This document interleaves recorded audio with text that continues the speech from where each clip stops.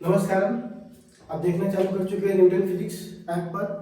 ये जो वीडियो है आज का वो हम बात करने वाले हैं।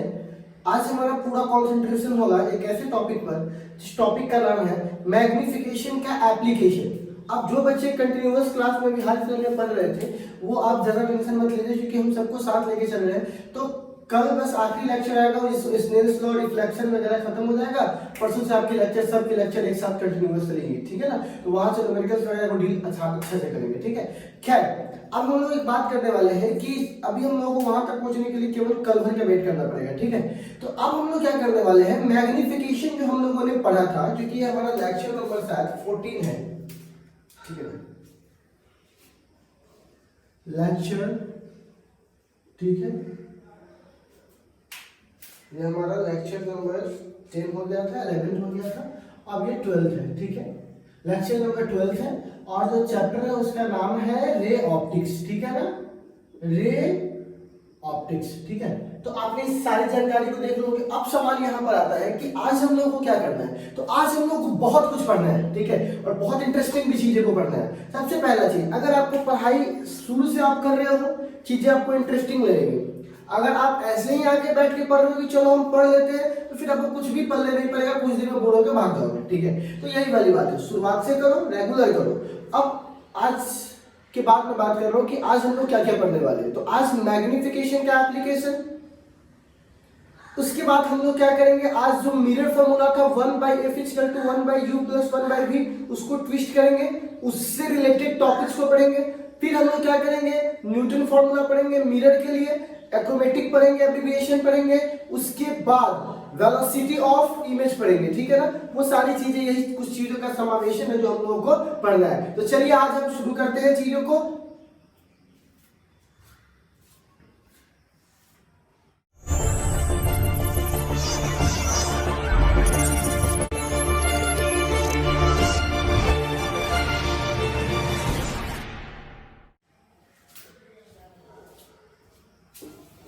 तो चलिए आज हमारा है application of magnification, application of magnification. तो हम सब जानते हैं कि m = क्या होता है। तो आपको पता है कि m = होता है I/O, क्लियर है, ठीक है। अब देखिए, हम लोगों ने याद होगा इमेज ड्रॉ किया था। अगर आपने नहीं देखा होगा तो लास्ट क्लास का लेक्चर जाके देखिए, इससे पहले वाला लेक्चर नंबर 10, वहां मैंने दो मिरर थे, कॉनकेव कॉन्वेक्स, ठीक है ना। तो अलग अलग पोजीशन पर इमेज भी क्या बनता था, अलग अलग। तो उसका मैग्निफिकेशन वाला पॉइंट हम छोड़ दिए थे जानबूझ के कि जब पढ़ लेंगे तब पढ़ाएंगे। तो आज हम लोग को वही पढ़ना है। तो सबसे पहला 1, इफ ऑब्जेक्ट, लेकिन कौन से मिरर के लिए, सारा किसके लिए हो रहा है, कॉनकेव के लिए। किसके लिए, कॉनकेव मिरर के लिए। If object place at infinity, object place at infinity, जब ऑब्जेक्ट को कहां रखा गया है, इंफिनिटी पे। तो देखिए बुआ, अगर ये कॉनकेव मिरर है हमारे सामने, ये जरा ध्यान से देखिएगा, ये हमारे सामने एक कॉनकेव मिरर है। तो अनंत से आती प्रकाश की किरण क्या होती है, समानांतर होती है किसके, प्रिंसिपल एक्सिस के। परावर्तन के बाद फोकस पे मिलती है। ये सब पढ़ चुके हैं, इस पे हम लोग डिटेल चर्चा नहीं करेंगे क्योंकि ये सारा चीज इमेज फॉर्मेशन के दौरान हम लोग पढ़ लिए थे, ठीक है। अब देखो, तो मैग्निफिकेशन, आपको पता है ना, मैग्निफिकेशन बराबर इमेज बटा ऑब्जेक्ट। तो ऑब्जेक्ट जो है, जो इमेज का हाइट है, इमेज का साइज है बहुत छोटा है, और जो ऑब्जेक्ट का साइज है वो बहुत बड़ा है। इमेज का साइज बहुत छोटा, ऑब्जेक्ट का साइज, क्योंकि अनंत पर जब कोई ऑब्जेक्ट होगा तो उसकी साइज क्या होगी, बहुत बड़ी होगी, तभी तो आप तक उसकी लाइट पहुंचेगी, ठीक है। एक छोटा बॉल अगर रीगा में चलेगा, मैं यहाँ खड़ा हूं सीतामढ़ी में, तो आपको दिखाई देगा नहीं, लेकिन वही बड़ा बॉल चले तो दिखाई देगा, थोड़ा ही क्यों दिखाई देगा। तो आपको जब अनंत से कोई चीज आ रही है मतलब वो बड़ी है। और चूंकि ये रियल इमेज है, तो रियल इमेज कैसा होता है, उल्टा, और ऑब्जेक्ट कैसा होता है, सीधा। तो जब किसी छोटे चीज को बहुत बड़े से काटेगा तो मान 1 से बहुत क्या आएगा, छोटा, और चूंकि ये उल्टा है इसलिए क्या लग जाएगा, माइनस, ठीक है।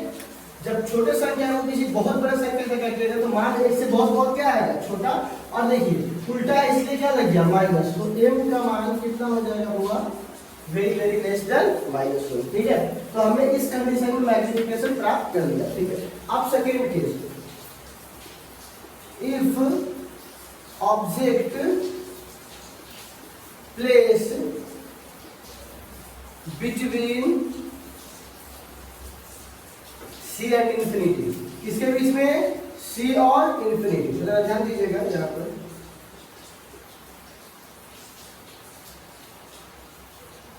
इसका हम लोग लॉजिकल सपोर्ट नहीं लेंगे क्योंकि हम लोग पढ़ चुके ऑलरेडी। तो ये आपका C है, ये F है और ये क्या है, इंफिनिटी। तो पिक्चर कैसे बनता था, पैरेलल लाइट गया, फोकस से गुजरेगा, ठीक है। और एक माफ कर दीजिएगा थोड़ा सा, आप तंगी है पिक्चर में। अब यहाँ है तो यहाँ से क्या होगा, ऐसे आएगा और ऐसे चला जाएगा, तो पिक्चर क्या होगा यहाँ पर, ठीक है। ये पिक्चर हम लोग बना चुके ऑलरेडी पहले, हम लोग खाली यहाँ मैग्निफिकेशन निकाले। तो ध्यान से देखिएगा, m बराबर क्या हो जाएगा, I बटा O। तो I देखो, इसका I क्या है, छोटा जरूर है, O क्या है, बड़ा है। लेकिन देखो इसमें और इसमें अंतर है, ये बहुत छोटा है और ये क्या है, छोटा है। अच्छा, इमेज क्या है, उल्टा, तो उल्टा इमेज, सीधा ऑब्जेक्ट।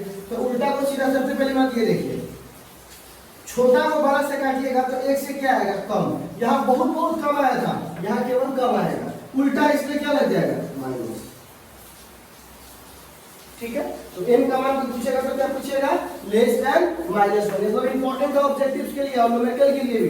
अब चले आते हैं तीसरे पर, ठीक है। तीसरा, if object place eight C, object को हमने कहाँ रख दिया है बुआ, C पर। देखो ऑब्जेक्ट को कहाँ रख दिया है, C पर, ये F है। तो जितना बड़ा ऑब्जेक्ट होता है उतना बड़ा इमेज बनता है, ये हम लोग पढ़ चुके हैं।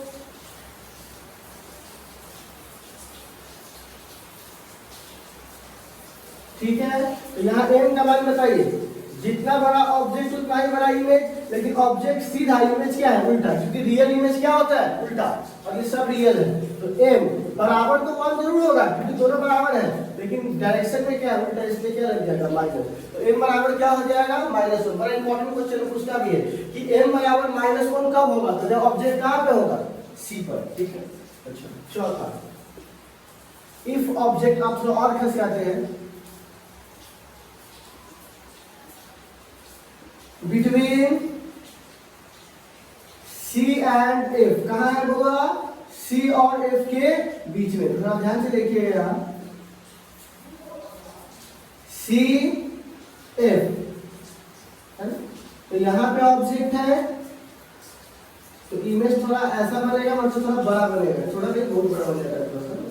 तो यहाँ देखिएगा, तो m बराबर क्या हो जाएगा, इमेज का हाइट बटा ऑब्जेक्ट का। इमेज तो बड़ा है लेकिन ऑब्जेक्ट क्या है, छोटा। इस वाले केस से बराबर था पर इसमें क्या हो गया, छोटा। जैसे जैसे ऑब्जेक्ट पास जाएगा इमेज क्या होता चला जाएगा, बड़ा होता चले जाएगा। अब देखो, लेकिन इमेज उल्टा है लेकिन ऑब्जेक्ट क्या है, सीधा। तो किसी बड़ा को छोटा से काटिएगा तो एक से क्या आएगा, बड़ा, माइनस की प्लस, माइनस। क्यों माइनस, क्योंकि ये उल्टा है, ठीक है।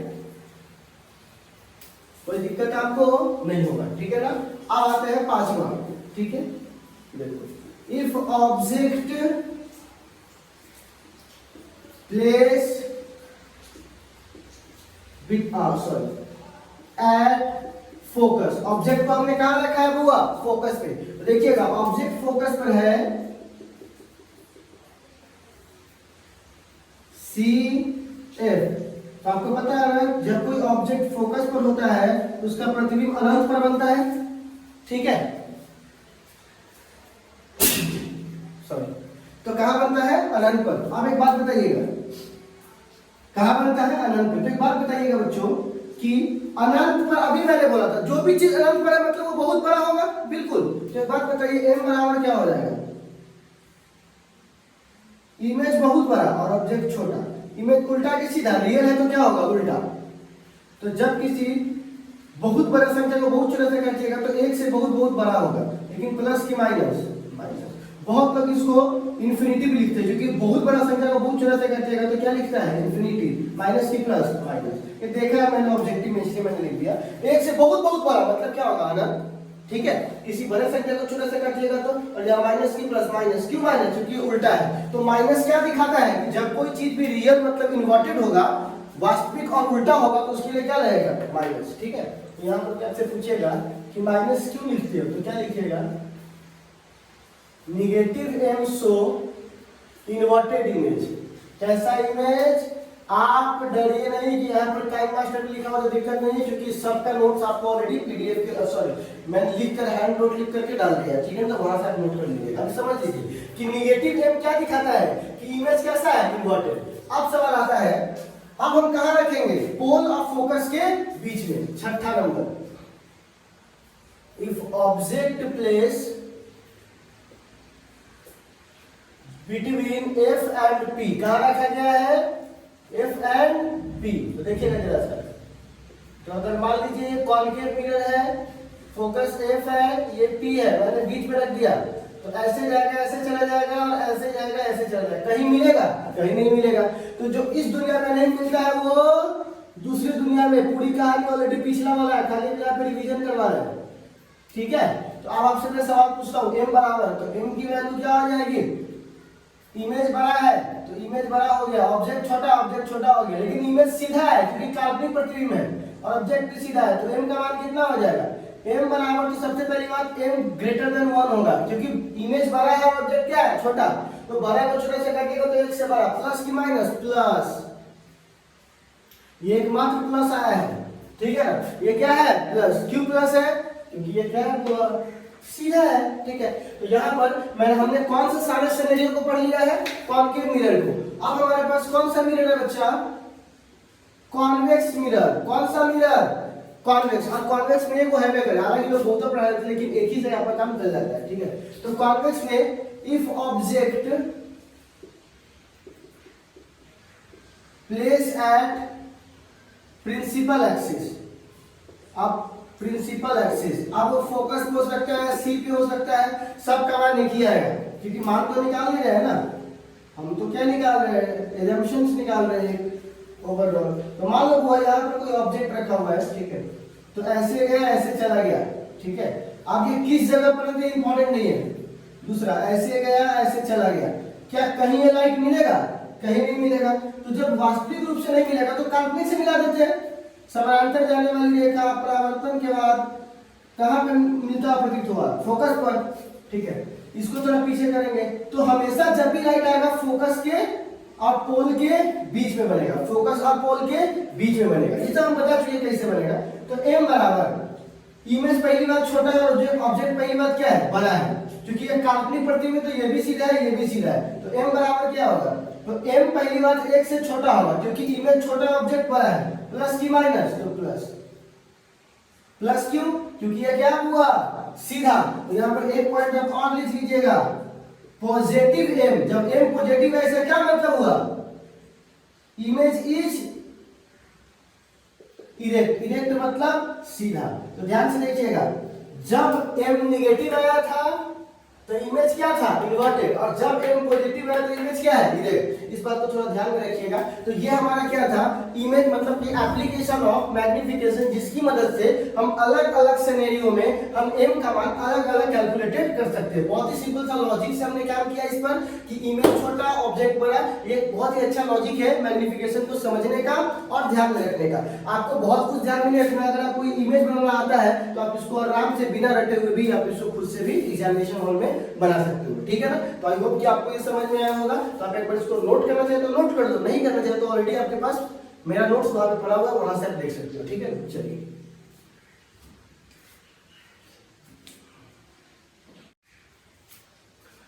अब हम लोग क्या कर रहे हैं, हुआ मैग्निफिकेशन का एक एप्लीकेशन देख लिए, अब सेकेंड एप्लीकेशन है। ठीक है ना, सेकेंड एप्लीकेशन क्या है, मिरर फॉर्मूला को मैग्निफिकेशन के रूप में दर्शाना। कौन से रूप में दर्शाना, मैग्निफिकेशन। बच्चों एक बात ध्यान में रखिएगा, अगर आप पढ़ने आए हो तो आपको पता होना चाहिए कि आपकी तो 9वीं वाली सॉरी 10th वाली क्लास तो चल नहीं रही है कि 1/f = 1/u + 1/v हम लोग पढ़ा के निकल जाएंगे। हमारी क्लासेस चल रही है कौन सी वाली, इसी वाली। तो थोड़ा सा जो आप लोग 10th क्लास में पढ़े थे उससे थोड़ा सा मैग्नीफाइड वर्जन तो आपको पढ़ना पड़ेगा। तो इसीलिए अपने दिमाग पे ये लोग डालिए ही नहीं कि ये चीजें थोड़ा सा कॉम्प्लिकेटेड है, क्योंकि कॉम्प्लिकेटेड का मतलब ही क्या होता है, आइए सी और आगे जाइएगा तो और कॉम्प्लिकेटेड होगा। और अगर बीएससी में भी आपको यही पढ़ाया जाएगा तो फिर क्या फायदा आपको वहां पढ़ने का, यही क्यों नहीं पढ़ लोगे? तो थोड़ा सा मॉडिफिकेशन तो करना पड़ेगा। तो अब क्या करता है कि हम application of magnification in term of mirror formula, कौन से फार्मूला से होगा? Mirror formula. कौन सा फार्मूला? Mirror formula. इसमें भी हम लोग दो केसेस लेंगे। तो अभी मैं केस 1 की बात करता हूं, ठीक है? तो अगर मैं यहां पे बोलता हूं फ्रॉम मिरर फार्मूला, कहां से होगा? Mirror formula. तो आप सबको पता है अगर कोई भी मिरर हो, चाहे कॉन्वेक्स हो चाहे कॉनकेव हो, ये फार्मूला तो दोनों के लिए लागू है ना? और अगर हम दोनों तरफ u से मल्टीप्लाई कर देते हैं दोनों तरफ, तो क्या बोलेंगे? Both side multiply with u। तो ध्यान से देखिएगा, u अपॉन f बराबर u upon u plus u upon v। तो दोनों तरफ मल्टीप्लाई करें तो कोई फर्क पड़ने वाला नहीं है, ये कट जाएगा। तो u अपॉन f बराबर 1 प्लस u अपॉन v। हम इसको इधर भेजते हैं, इसको इधर भेजते हैं, तो माइनस u अपॉन v, क्योंकि इसको मैंने इधर भेजेगा तो माइनस होने वाला है। 1 माइनस u अपॉन f, क्योंकि हम इसको इधर भेजेंगे तो माइनस हो जाएगा। तो इसको मैं यहाँ पर ऐसे लिखना चाहता हूँ, बट्टा प्रकार जोड़ करके f माइनस u। क्लियर है?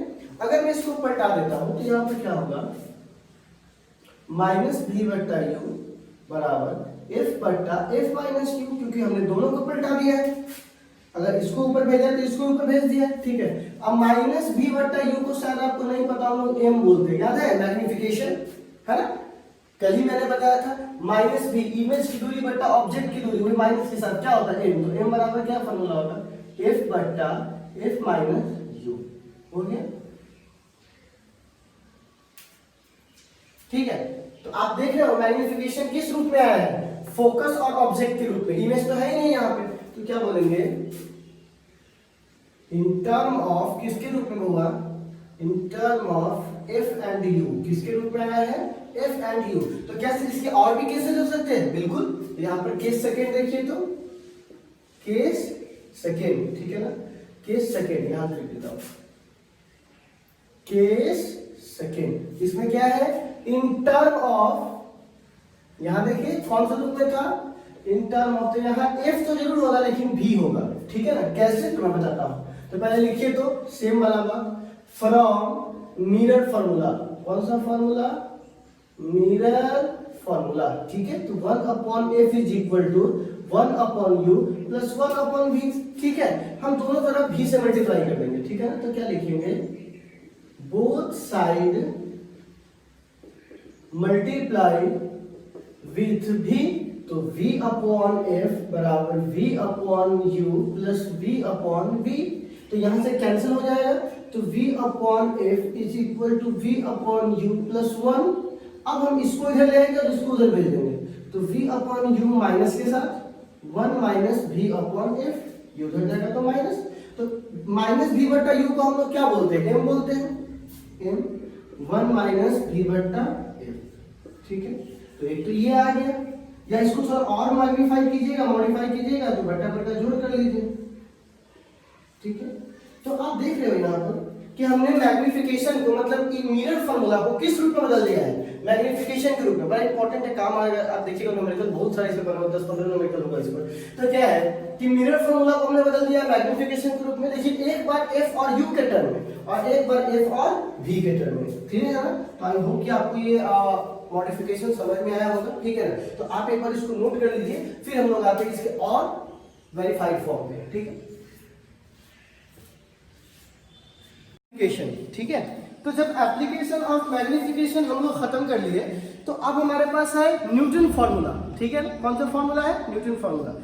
अब आप एक क्वेश्चन को डेराइव कर सकते हैं कि सर ये जो न्यूटन फार्मूला है इसकी जरूरत क्यों पड़ी? आप ध्यान से सुनिएगा बच्चों। तो क्या है, न्यूटन फार्मूला की जरूरत एग्जैक्टली में नहीं भी है, ठीक है? लेकिन आप एक चीज नोटिस करना, ये जो अपना एनसीईआरटी उसमें ये फार्मूला के बारे में थोड़ी सी चर्चा की गई है। इसका हमारे पास एक स्टैंडर्ड वर्जन है, जिसको हम लोग बोलते हैं mirror formula. 1/f is equal to 1/u plus 1/v, वो तो हमारा मेन फार्मूला है। लेकिन क्या होता है कि जब हम कोई भी इक्विपमेंट बनाते हैं तो उसकी हमको जो ट्विनिंग करनी होती है, ठीक है ना, उस इक्विपमेंट की।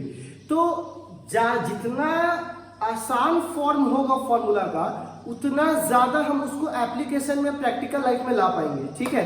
जैसे कि मैं कुछ ऐसे समझाता हूँ, हमारे पास बल्ब का आविष्कार हुआ, लेकिन बल्ब के आविष्कार होने के बाद हम लोगों ने एलईडी, उसके बाद हम लोग मरकरी, इस सब की तरफ बढ़े। क्यों बढ़े?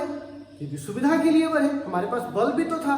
तो वो आविष्कार हमारे लिए जरूरी था, क्योंकि उसी के हम लोग थ्योरी पे काम करते हुए इस एडवांस लेवल तक पहुंचे कि हम लोगों ने एलईडी वगैरह को बनाया।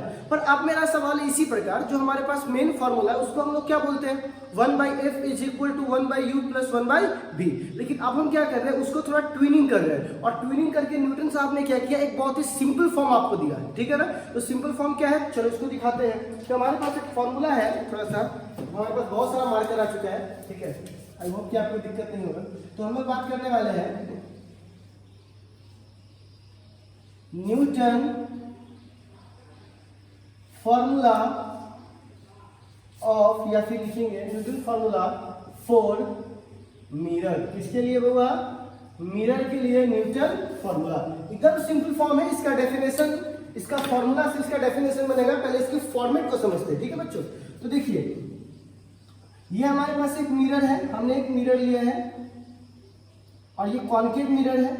अब हमने क्या किया, इस पर ध्यान से देखिएगा, ये हमारे पास पोल है, ठीक है, और हमने क्या किया है, इस पर एक है ना, एक यहाँ पे ऑब्जेक्ट को रख दिया है, ठीक है। हालांकि किस मिरर के द्वारा कहाँ पे ऑब्जेक्ट रखने पे कौन सा इमेज बनता है, इसकी पूरी डिटेल इंफॉर्मेशन हम लोग ऑलरेडी कर चुके हैं, ठीक है। तो यहाँ पे क्या कर रहे हैं, एक लाइट ऐसे जाएगा पैरेलल, और जाने के बाद, और ये रखा हुआ है C और इंफिनिटी के बीच में, और ये हमारा क्या है, फोकस है। तो यहाँ से ऐसे गुजर जाएगा फोकस से, ठीक है। फिर एक लाइट रे कहाँ जाएगा, इस जगह से, और यहाँ से ऐसे गुजर जाएगा, और ये हमारा इमेज बनेगा, ठीक है। तो ये हमारा फोकस है। थोड़ा ध्यान से देखिएगा, पोल से फोकस तक की दूरी को हम लोग क्या बोलते हैं, F। क्लियर है? अब न्यूटन साहब ने क्या देखा, फोकस से ऑब्जेक्ट तक की दूरी को माना x1। क्या माने? x1। ध्यान से देखिएगा, ऑब्जेक्ट से फोकस तक की दूरी को उन्होंने क्या माना, उन्होंने माना x1, और फोकस से इमेज तक की दूरी को क्या माना, x2, ठीक है। ऐसा क्यों माना? आप यहां से भी तो मान सकते थे, हर बार तो यहां से मानते थे, इस बार यहां से क्यों माने? ध्यान से देखिएगा, इसमें एक चीज कांस्टेंट है जिसका नाम है फोकस। क्या कांस्टेंट है? फोकस।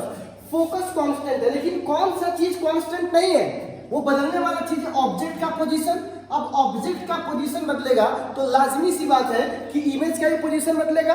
तो ऑब्जेक्ट की पोजीशन बदल गई, इमेज की पोजीशन बदल गई, कांस्टेंट कौन है? फोकस। मतलब जो चीज चेंज करेगा, हमारा इक्वेशन उसी वेरिएबल के रूप में ना आएगा, बिल्कुल। तो क्या हुआ, क्या देखा गया कि ये फोकस है, ये कांस्टेंट रहता है, पर ये दोनों बदल सकते हैं। ऑब्जेक्ट बदलेगा तो इमेज भी क्या होगा, बदलेगा पोजीशन, ठीक है। तो अब यहां पर मैं आपसे पूछूंगा कि ऑब्जेक्ट डिस्टेंस, कौन सा डिस्टेंस? ऑब्जेक्ट डिस्टेंस, यानी u का मान। तो u किसे कहते हैं? पोल से ऑब्जेक्ट तक की दूरी। तो एक बात बताइए, पोल से ऑब्जेक्ट, फोकस से ऑब्जेक्ट तक की दूरी को x1, और पोल से फोकस तक की दूरी को f। तो लिख सकते हैं f प्लस x1, ठीक है बच्चों। अब हम लोग बात करेंगे इमेज डिस्टेंस। कौन सा distance? Image distance, that's called v। तो v इक्वल टू हम लोग क्या लिखेंगे, x2 प्लस v, क्योंकि पोल से i तक की दूरी। तो f plus x2, this is the value of u and this is the value of v। अब हम क्या करते हैं, इसको मिरर फॉर्मूला में पुट करते हैं, ठीक है ना। तो फ्रॉम, कौन सा फॉर्मूला? मिरर फॉर्मूला, ठीक है। तो मिरर फॉर्मूला क्या है, बहुत सारा मार्कर उसका इस्तेमाल करते हैं, सर फ्री में दिए, सब पहले खत्म कर देंगे। देखो ना, 1/f is equal to 1/u plus 1/v, ठीक है ना। ये फॉर्मूला हम लोग ऑलरेडी बहुत दिनों से जान रहे हैं, ठीक है। अब हमारे पास क्या है, इसका उपयोग करना है। कैसे? 1/f को 1/f बराबर 1/u, u की वैल्यू निकाल चुके हैं, कितना है, f प्लस u, मतलब sorry f plus x1 plus v की वैल्यू f प्लस x2, ठीक है। अब भट्टा प्रकार जोड़ तो आपको आता होगा, बिल्कुल आता होगा। तो यहां पर क्या करेंगे, इस दोनों का एलसीएम लेंगे, जो कि आपको यहां पे दिख रहा होगा, ठीक है। इस दोनों का मैंने एलसीएम लिया, इससे ये कट गया तो ये वाला बच गया। तो f प्लस क्या हो जाएगा, x2 and plus F minus sorry F plus x1, ठीक है। अब हम लोग क्या करते हैं, इसको क्रॉस मल्टीप्लीकेशन कर लेते हैं, ठीक है ना। तो इसको इधर भेज देंगे, इसको इधर भेज देंगे। तो एक मिनट अभी रुकी जाते हैं, पहले इसको थोड़ा और सॉल्व कर लेते हैं। तो देखो, तो इसको इससे मल्टीप्लाई करेंगे तो एफ का स्क्वायर, प्लस इसको इससे मल्टीप्लाई करेंगे तो एफ इंटू x2, प्लस इसको करेंगे तो एफ इंटू x1 और प्लस x1 इंटू x2। ये एलसीएम है, मतलब दोनों को हमने मल्टीप्लाई कर दिया ब्रैकेट को तोड़ के। अब यहाँ पर क्या हो जाएगा, F plus F, 2f plus x1 plus x2। Cross multiplication कर लेंगे तो क्रॉस मल्टीप्लीकेशन में ये वाला टर्म यहाँ आ जाएगा एफ स्क्वायर, क्योंकि 1 से मल्टीप्लाई होने पर सब में कोई चेंज आने वाला है नहीं, ठीक है ना। Plus x1 into x2 is equal to f से मल्टीप्लाई करेंगे तो सारे में f मल्टीप्लाई होगा, क्योंकि यहाँ पे f है। तो क्या हो जाएगा, 2f का square plus f into x1 plus f into x2। x1 x2 यहाँ पे कट जाएगा, सॉरी तो यहाँ से ये कट जाएगा, खाली कौन बच जाएगा, ये वाला और ये वाला। तो अगर मैं इसको थोड़ा सा और डिटेल करता हूँ, ठीक है ना, शायद यहाँ पर लिख जाओ, तो यहाँ पे लिख सकता हूँ क्या,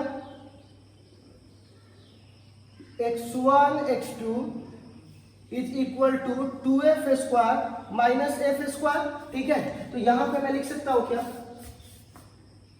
x1 x2 is equal to f square, क्योंकि 2f स्क्वायर में से f स्क्वायर घटेगा तो f बराबर क्या हो जाएगा, root under x1 into x2, clear है, root under x1 into x2, ठीक है ना। अब एक बात बताइएगा, यहाँ पे मैंने रूट लगा दिया, पहले x1 को क्या बोलते हैं, तो ऑब्जेक्ट डिस्टेंस, लेकिन कहां से, फ्रॉम फोकस, कहां से, फ्रॉम फोकस। x2 को क्या बोलेंगे, इमेज डिस्टेंस, कहां से, फ्रॉम फोकस। तो आप एक चीज नोटिस कर रहे हो कि हमने जो ये फॉर्मूला निकाला है f is equal to x1 root under x1 into x2, इसमें x1 वेरिएबल है, x2 वेरिएबल है। जब दोनों वेरिएबल का मल्टीप्लाई करके आप उसको रूट करोगे तो किसके बराबर आ जाएगा, एक कांस्टेंट फोकस के रूप में। तो बहुत ही क्यूट और बहुत ही बेहतरीन इक्वेशन था ट्विनिंग करने के लिए किसी भी इक्विपमेंट्स को जो कि मिरर से संबंधित है, ठीक है ना। तो आप जरा ध्यान से देखिएगा, x1 x2 क्या था, वेरिएबल। जब इस दोनों वेरिएबल को मल्टीप्लाई करके रूट कीजिएगा तो किसके बराबर आ जाएगा, फोकस के। तो आप समझ सकते हो, अगर आपको फोकस पता हो और एक ऑब्जेक्ट पता हो तो इमेज का वेरिएशन आराम से निकाल लोगे, क्लियर है ना। तो आपको फोकस पता है, फोकस दे दीजिए, ऑब्जेक्ट का डिस्प्लेसमेंट आप स्केल पे मेजर कर लीजिए, इमेज का डिस्प्लेसमेंट बताते चले जाइए, ठीक है ना। तो यह आपको 1/f plus 1/u plus 1/v से ज्यादा इंपॉर्टेंट, मतलब कि ज्यादा आपको सिंप्लीफाइड फॉर्म ये वाला है, ठीक है ना। हालांकि आया तो इसी से है, मेन तो यही है, लेकिन इसका ट्विनिंग फॉर्म है, ठीक है। तो कोई भी आपसे पूछे कि बुआ न्यूटन फॉर्मूला फॉर मिरर क्या है, तो उसको क्या जवाब दीजिएगा कि according to this formula focal length of mirror is equal to square root of object distance and image distance from focus. जो ये है वही बात वहां लिख देना है। तो क्या बोल रहा है, ठीक है, according to this formula, according to this, according to this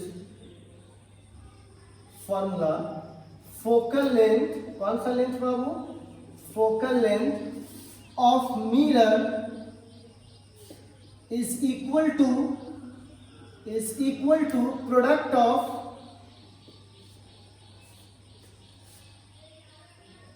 is equal to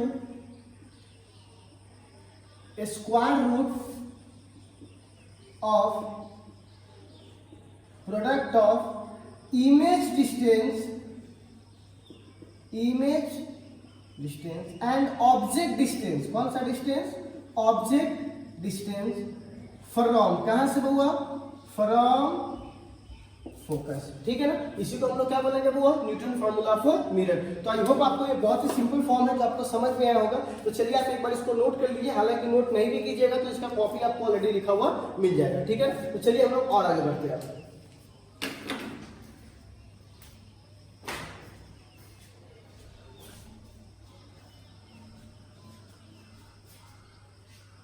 अब हमारे पास एक सिंपल सा फॉर्म है, क्या करना है जरा ध्यान से देखिएगा। क्या है कि हम लोग क्या करते हैं, एक प्लेन मिरर को लेते थे, याद है आपको, ठीक है। तो प्लेन मिरर वाले केस में क्या करते थे, अगर आपकी स्पीड 5 किलोमीटर पर आवर की है तो इमेज की भी स्पीड क्या होती थी, 5 किलोमीटर पर आवर। ऐसा क्यों होता था, क्योंकि भाई साहब दोनों की जितनी दूरी पर ऑब्जेक्ट होती है उतना ही दूरी पर कौन होता है, इमेज होता है। तो वहां से जब दूरी सेम है, टाइम सेम है, तो स्पीड भी क्या आ जाता है, सेम। लेकिन जैसे ही हम यहाँ बात करते हैं स्फेरिकल मिरर के बारे में, तो यहाँ सारा गेम पलट जाता है। कैसे पलट जाता है? क्योंकि इसमें आप ये देखते हैं कि अलग अलग ऑब्जेक्ट डिस्टेंस पर इमेज की दूरी अलग अलग आती है, क्योंकि ये प्लेन मिरर नहीं है। तो अगर दूरी अलग अलग है, टाइम सेम है, तो क्या स्पीड अलग अलग नहीं होगा? बिल्कुल होगा। तो हम क्या करने वाले हैं आज, जैसे हम लोगों ने प्लेन मिरर में स्पीड निकाला था, आज हम लोग फॉर्मूला ड्राइव करेंगे कि कैसे हम लोग स्फेरिकल मिरर में इमेज की जो वेलोसिटी है वो निकाल सके। किसकी मदद से? ऑब्जेक्ट की वेलोसिटी की मदद से। तो चलिए हम लोग एक फॉर्मूला को ड्राइव करते हैं। तो हम लोग अभी क्या पढ़ने वाले हैं? Velocity of image. क्या पढ़ने वाले हैं? Velocity of image. तो चलिए जरा इसको ड्राइव करते हैं। तो यहां हम लोगों के पास है वेलोसिटी ऑफ इमेज, ठीक है, वेलोसिटी ऑफ इमेज। तो ध्यान से देखना है, बहुत ही सिंपल से है। अगर आप ऑब्जेक्ट का पोजीशन चेंज कीजिएगा तो क्या इमेज का पोजीशन चेंज नहीं होगा? बिल्कुल होगा। तो यहां पर क्या लिखेंगे? The initial position of object u, then final position, then image position, कौन सा पोजीशन होगा? Image position is v and object move, क्या बोलेंगे हुआ? Object move towards mirror with VO मतलब ऑब्जेक्ट का वेलोसिटी कांस्टेंट। कैसा है बाबू? Constant. Then velocity of image, क्या निकालना है हमको? Velocity of image. बहुत ही सिंपल सा चीज हमको पता करना है। हमने क्या बोला? इनिशियल पोजीशन ऑब्जेक्ट का u था, इमेज पोजीशन v था इनिशियल। अब ऑब्जेक्ट मूव कर रहा है मिरर के तरफ, कितना वेलोसिटी से? VO, जो कि कांस्टेंट है। तो वेलोसिटी ऑफ इमेज निकाल ली है। तो एक बात बताइए, फ्रॉम मिरर फार्मूला, क्योंकि यहाँ पे मिरर है, फ्रॉम मिरर फार्मूला बहुत ही सिंपल सा फॉर्मेट है, इसको देख लीजिए। तो यहाँ पर मैं क्या लिखूंगा? 1/f is equal to 1/u plus 1/v, ठीक है ना। तो यहाँ पर हम इसको ऐसे लिख सकते हैं, f के पावर -1 बराबर u के पावर -1 प्लस v के पावर -1, क्योंकि यहाँ पावर ऊपर चला जाएगा। अगर मैं यहाँ पे लिखूंगा फॉर स्मॉल चेंज, किसके लिए हुआ? Small change. तो छोटा सा d मतलब क्या होता है? स्मॉल। सब में मैंने d लगा दिया, कोई दिक्कत नहीं है। अब हमको इसका डिफरेंशिएशन करना है। देखिए कैसे करेंगे। नाउ, ठीक है, थोड़ा सा ध्यान देने वाली चीज है। हम इसको, क्योंकि देखो जब तक दूरी को टाइम से डिवाइड नहीं कीजिएगा तब तक चीजें मिलने वाली नहीं है। तो क्या बोलेंगे? Now differentiate this equation with respect to time. किसकी तुलना है हुआ? टाइम की तुलना में, ठीक है ना। क्योंकि आप एक बात बताओ, दूरी, ये सारा चीज दूरी है। फोकल लेंथ भी दूरी है, ऑब्जेक्ट डिस्टेंस भी दूरी है, इमेज डिस्टेंस भी दूरी है। जब तक आप दूरी को टाइम से डिवाइड नहीं कीजिए तब तक आपको स्पीड मिलने वाला है नहीं। तो हमने यहाँ से इसको टाइम से डिवाइड किया। तो दिस इज द df1/dt, ठीक है, इज इक्वल टू du1/dt, दोनों तरफ कर रहे हैं, प्लस dv इनवर्स/dt। क्लियर है? तो आप देखो, आपको पता है ना कि फोकस कांस्टेंट है। क्या है? कांस्टेंट। तो कांस्टेंट का डिफरेंशिएशन बच्चा को पता है 0, ठीक है। अब देखो, आपको पता है ना किसी का तुलना उसी के आधार पे ना होगा। बताओ, किसी का तुलना उसी के आधार पे होगा। जैसे कि मैं एक एग्जाम्पल बताता हूं। मान लीजिए यहाँ पे अगर 10 लड़के हैं, 10 लड़का आ रहा है, तो मैं क्या बोलूंगा? ये 10 लड़का बहुत ज्यादा तेज है आम की तुलना में। अब बताइए आम क्या है? क्योंकि हमने इसको सही से सही आधार ही नहीं बना है। तो जब तक आपका तुलना करने का आधार सेम चीजों को सेम चीजों से तुलना करना पड़ता है। जैसे मैं मान लो ऐसा बोलता हूँ 5 लड़का आ रहा है प्लस 5 गधा आ रहा है, तो क्या बोलते हैं 10 गधे आ रहे हैं? नहीं, क्योंकि जब भी आपको कंपैरिजन कुछ भी करना होता है तो इक्वल को इक्वल से करते हैं, ठीक है ना। तो यहाँ पर एक बात बताइए, यहाँ पे तो u है और u तो ऑब्जेक्ट डिस्टेंस है, तो एक बात बताइए हमारे पास तो u है नहीं, तो एक बार मल्टीप्लाई कर दीजिए। ये कहाँ से लेकर आए? तो एक बार मल्टीप्लाई कीजिएगा तो एक बार डिवाइड भी तो करना पड़ेगा। फिर कहिएगा सर ये मल्टीप्लाई और डिवाइड तो कट ही जाएगा, फिर फायदा क्या हुआ? फायदा हुआ ना। आप लोग कभी कर्ज लिए हो तो कर्ज में क्या होता है, उसको वापस नहीं करते हो, कर्ज लेकर उसको वापस करते हो, तो फायदा क्या हुआ? सोच के देखो तो उस समय आपका काम निकल गया। उस समय क्या हुआ? तो जो आपका काम था अगर वो चल गया फिर हम उसको वापस भी कर दिए तो उस टाइम तो मेरा काम निकल गया ना। बिल्कुल कर्ज वाला यहाँ पे बात है, ठीक है। तो यहाँ पे प्लस dv को किसके तुलना में? dv and dv upon dt, clear है। अब मैं इस टर्म को थोड़ा यहाँ पे डील करता हूँ। तो 0 इज इक्वल टू, आपको पता है ना अगर डिफरेंशिएशन का फॉर्मूला अगर आपको नहीं आता, जो कि नहीं आता होगा, ठीक है, तो x के power n into dx is equal to n into x के पावर n माइनस 1, एकदम बच्चा वाला फॉर्मूला है, बहुत बार आपने सीखा होगा इसको। तो यहाँ पे क्या करेंगे -1 u के पावर -1 इस फॉर्मूला से, और इंटू इसका तो हमने कार्यक्रम कर दिया, इस वाले का नहीं किया, तो du बट्टा dt रहने देंगे इसको, प्लस सेम हम यहाँ पर है इस वाले टर्म को -1 v के पावर -1 dv बट्टा dt, क्लियर है। अब देखो 0 इज इक्वल टू -1 u के पावर -2, और आपको पता है u को क्या बोलते हैं? Initial position of object u। तो जब इनिशियल पोजीशन u है तो इनिशियल वेलोसिटी कितना है? v, इसको लिख सकते हैं इनिशियल वेलोसिटी v, क्योंकि ऑब्जेक्ट का दूरी, ऑब्जेक्ट की स्पीड तो हमको पता है कितना है v, तो ऑब्जेक्ट को टाइम से डिवाइड करेंगे तो क्या आएगा? इनिशियल स्पीड क्या है? v, ठीक है, प्लस यहाँ पर क्या हो जाएगा -1, ठीक है, v के पावर -2 और dv बट्टा dt। तो ये इमेज का है, क्या हुआ? इमेज का, उसे क्या लिखेंगे? vi। प्लीज कंफ्यूज नहीं होइएगा, इस vi को बोलते हैं ऑब्जेक्ट स्पीड और इसको क्या बोलते हैं? Image speed. कौन सा speed?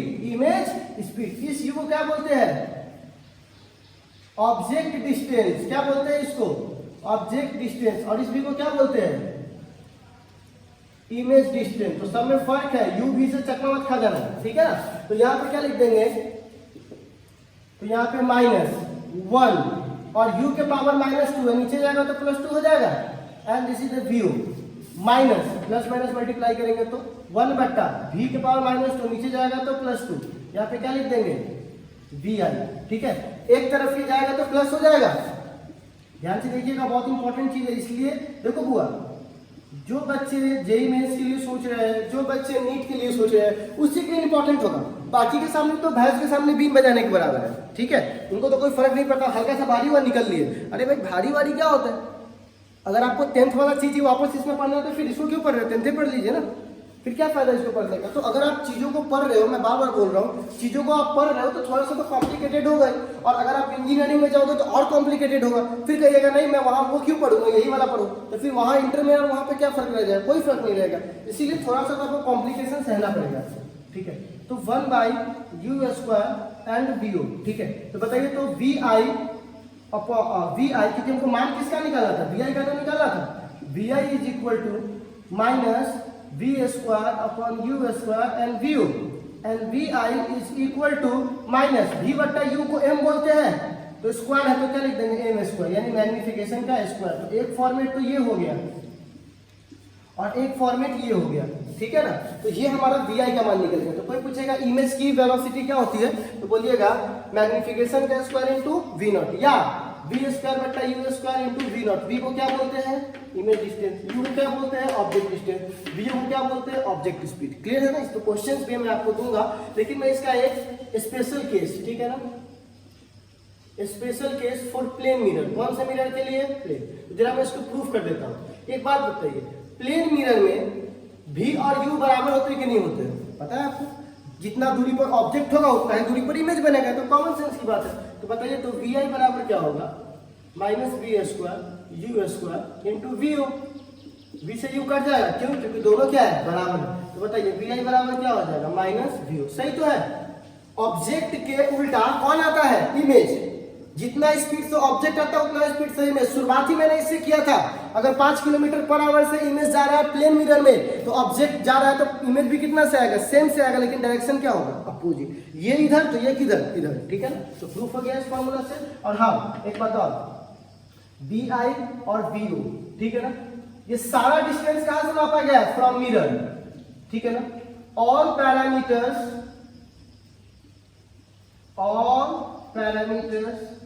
are measured from mirror. कहां से होगा, मिरर से, ठीक है ना।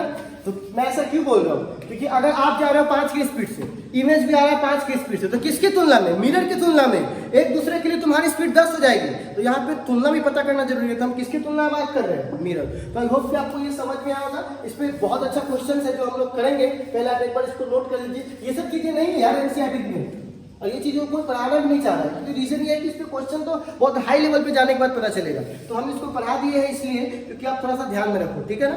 आप इसको एक बार नोट करो, फिर हम लोग और टॉपिक पे आते हैं। 2 टॉपिक और बचा हुआ है।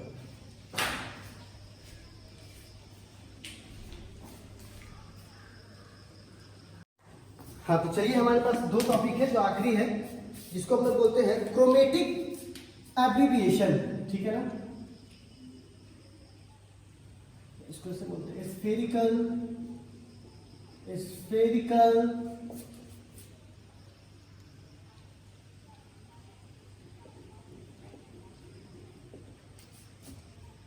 एब्रिविएशन, ठीक है, स्फेरिकल एब्रिविएशन। देखिए ये क्या होता है एग्जैक्टली में, ये डिफेक्ट है।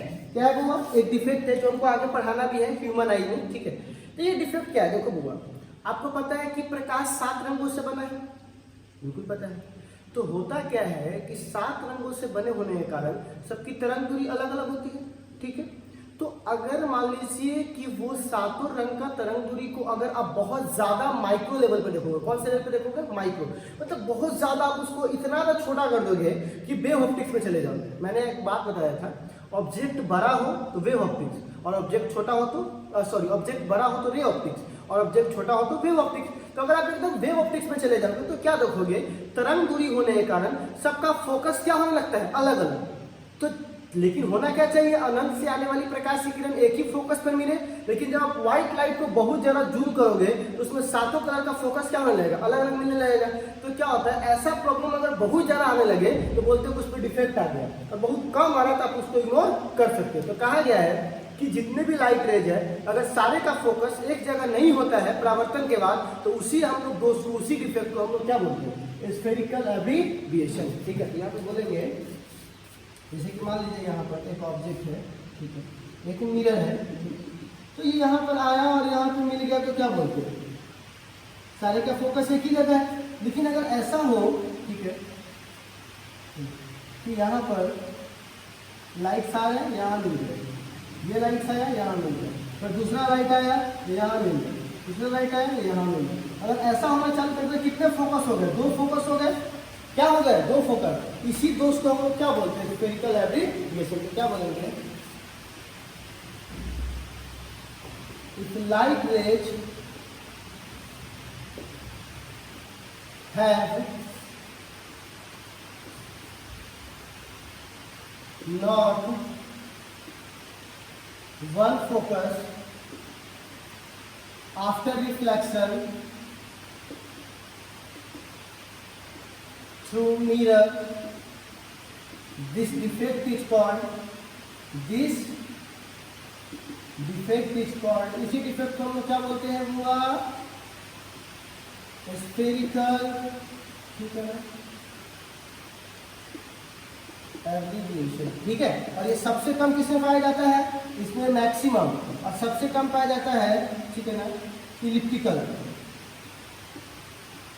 इलिप्टिकल मिरर हैव मिनिमम, वहां पे मिनिमम पाया जाता है, मिनिमम स्फेरिकल एब्रिविएशन, सबसे कम वही पाया जाता है।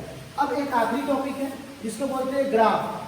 क्या बोलते हैं लोग, ग्राफ, लेकिन किस पर, 1/u पर एंड 1/v पर, क्योंकि फोकस तो कांस्टेंट है, उसका तो कोई मतलब ही नहीं है। तो एक बात बताइए, आपको पता है 1/f = 1/u + 1/v। अगर हम इसको हटा देते हैं, इसको पकड़ भी लो तो उसको z बोलेंगे, इस पूरा को क्या बोलेंगे, x बोलेंगे, और इस पूरा को क्या बोलेंगे, y बोलेंगे, प्लस का प्लस, क्योंकि हमने इस पूरा को बनाया है। इसको पावर कितना है 1, इसका पावर कितना है 1, इसका पावर कितना है 1। ये स्ट्रेट लाइन की तरह काम करेगा। किसकी तरह काम करेगा, स्ट्रेट लाइन की तरह। तो अगर तुम एक ग्राफ खींचोगे तो 1/v या 1/v यहाँ मान लो, 1/u वहाँ मान लो, ठीक है। तो क्योंकि ये लीनियर है, पावर 1 है, मतलब ये कैसा ग्राफ है, लीनियर। और लीनियर ग्राफ क्या होता है, स्ट्रेट लाइन। तो एक बात बताइए, बढ़ते हुए घटते हुए, घटते हुए, क्योंकि ऑब्जेक्ट की दूरी घटेगी तो इमेज की दूरी बढ़ेगी, और ऑब्जेक्ट की दूरी अगर बढ़ेगी तो इमेज की दूरी घटेगी, तो दूसरे का अपोजिट है ना, इसीलिए ग्राफ कैसा होता है, ठीक है, मतलब घटते हुए। अब दूसरा फॉर्मेट क्या है इसका, इसी ग्राफ का second format, graph u and v। तो एक बात बताइए, देखिए ये 1/u था, अभी u है, दोनों में फर्क है। देखो क्या है, 1/u प्लस 1/v। तो यहाँ पे देखो एक बात बताते हैं, f के पावर -1, u के पावर -1 प्लस v के पावर -1। तो यहाँ कैसा ग्राफ है, माइनस, क्या है, माइनस। तो एक बात बताइए, आपको पता है ना कि 1/x का ग्राफ ऐसे होता है, घटते हुए में। 1/x का ग्राफ, अगर आपने ग्राफ नहीं पढ़ा है तो मैं आपको बता दूं, मैथ वाले सर आपको पढ़ाएंगे साइन का, कॉस का, 1/x का, लॉग का, बहुत सारी चीजों का पढ़ाएंगे। तो वहां पर क्या होगा, इस तरह से ग्राफ किसका होगा, 1/x, क्योंकि x का मान देख रहे हो, x का मान जितना बढ़ेगा वैल्यू उतना घटेगा, और वो भी कैसे, कर्व में, भी एक्सपोनेंशियल कर्व में। तो यहाँ देखिएगा, अब मैं यहाँ से एक बात आपसे बात करना चाहता हूँ कि अगर एक बात बताइए, ऑब्जेक्ट फोकस पर है तो इमेज कहाँ बनता है, इन्फिनिटी पर, और अगर ऑब्जेक्ट इन्फिनिटी पर है तो इमेज कहाँ बनता है, फोकस। मतलब किसी भी रूप में फोकस का संबंध किससे है, इन्फिनिटी से। फोकस का संबंध किससे है, इन्फिनिटी से। तो यहाँ पर अगर आप ग्राफ बनाइएगा u का और v का, तो देखिएगा यहाँ पर सबसे पहले इसका फोकस लिखिएगा और यहाँ पर सबसे पहले इसका फोकस लिखिएगा। तो एक बात बताइए, अगर आप v की तरफ बढ़िएगा तो ये अनंत की तरफ बढ़ना हुआ, अनंत मतलब सट्टा थोड़ी ना है, ये अनंत कहीं जाकर मिलेगा। अनंत मतलब क्या, कहीं नहीं मिल रहा है, मतलब अनंत पर जाकर मिलेगा, मतलब उसको लाइन को सीधा कर दे। u पर देखिएगा तो यहाँ पर भी क्या होगा, अनंत की ओर जाएगा, क्योंकि देखो u और v एक दूसरे के साथ कैसा रिलेशन है, f और इन्फिनिटी पर। अगर ये f पर है तो ये इन्फिनिटी पर, और ये इन्फिनिटी पर तो ये क्या है, f पर। तो अगर मैंने f की तरफ गया, f की तरफ जाएगा तो ये कहाँ बढ़ते चला जाएगा, अनंत की तरफ। अगर इस f की तरफ जाओगे तो ये भी कहाँ बढ़ते चला जाएगा, अनंत की तरफ। और अगर बीच की बात करोगे तो बीच में 1/x का ग्राफ कैसा होता है, कर्व। तो ये ग्राफ भी कैसा हो जाएगा, कर्व, ठीक है। तो अगर आपसे पूछेगा 1/u और 1/v का ग्राफ तो आप ऐसे बता देना, और अगर पूछेगा u और v पे ग्राफ तो ऐसे बना देना, ठीक है ना। क्यों, क्योंकि ये वाला टर्म क्या हो जाता है, वो एक्सपोनेंशियल वाला, इसीलिए ऐसे हो जाता है, और ये वाला टर्म स्ट्रेट लाइन, इसलिए सीधा हो जाता है, ठीक है। तो हम आज के लिए बस इतना ही करते हैं। तो आज हम लोगों ने इसको खत्म किया है। इस पे सवाल है जो मैं आपको यहाँ पे टेलीग्राम में आइए, टेलीग्राम में आपको मैं बोल देता हूँ कहाँ पे आपके न्यूमेरिकल्स से कौन है, वहाँ पे आप देख लीजिए, आप न्यूमेरिकल्स को ट्राई कीजिए। कई जगह से पीछे वाला एक फंसा हुआ है, बस कल हम बना रहे थे, उसके बाद यूट्यूब पर एक सीरीज चालू करेंगे, इसमें 10-10 न्यूमेरिकल रोज बनाएंगे, तो अपना उसी हिसाब से सारा बनते हुए चला जाएगा, ठीक है ना। तो आई होप आपको ये समझ में आएगा। और कल से हम लोग चालू करने वाले हैं रिफ्रैक्शन, अपवर्तन, ठीक है। तो एक बार आप इसको नोट कर लीजिए, नोट किया वो तो है ही। आज के लिए बस इतना है, फिर मिलते हैं हम लोग कल।